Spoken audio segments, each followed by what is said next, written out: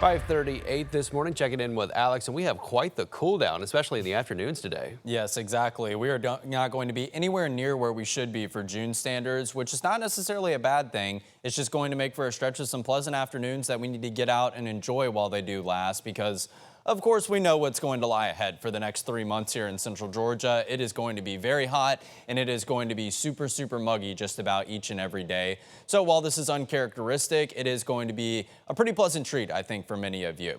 Here's a look in downtown Dublin, starting to see that first light in the night sky, a beautiful display of colors off there on the horizon. 58 degrees, the current temperature down in Lawrence County, so dipping below the 60-degree mark for the first time in a while, not only just in Lawrence County, but across the majority of central Georgia. We spot plenty of areas that are from 57 to maybe 59 degrees as you walk out the door, 56 at the lowest, but still holding on to some 60s down to the southwest. And of course, over into Telfair and Telfair and Toombs counties over there to the south and the southeast.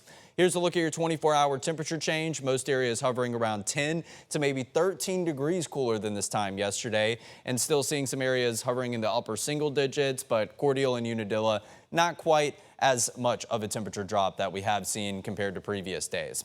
So that is mainly because they're holding on to some cloud cover farther to the south and the southwest, but we're not seeing much of that cloud cover existing over to the east. So the image of the sunrise should be mighty immaculate here throughout the next hour or so. And then as we progress into lunchtime, all that cloud cover that we have currently is out of the picture already. And then clouds are going to be a scarcity over the course of the next 3 days, where Wednesday, Thursday, and Friday, there's no pause points on Future View because it is just smooth sailing. So it's finally a forecast that you can kind of kick your feet up about, not really going to need to know much besides what it's going to feel like at certain points of the day as you walk outside. So for the mornings, we're going to hold on to the cooler feeling. I have a low of 55 this morning, but I do anticipate tomorrow morning to be the coolest time frame that we do have on your 7-day forecast, dipping down into the the low 50s, and then your afternoon high temperatures going to be in the lower half of the 80s today and tomorrow, but they will rebound into the upper 80s as we head into Friday. But the big catch is going to be this, your humidity.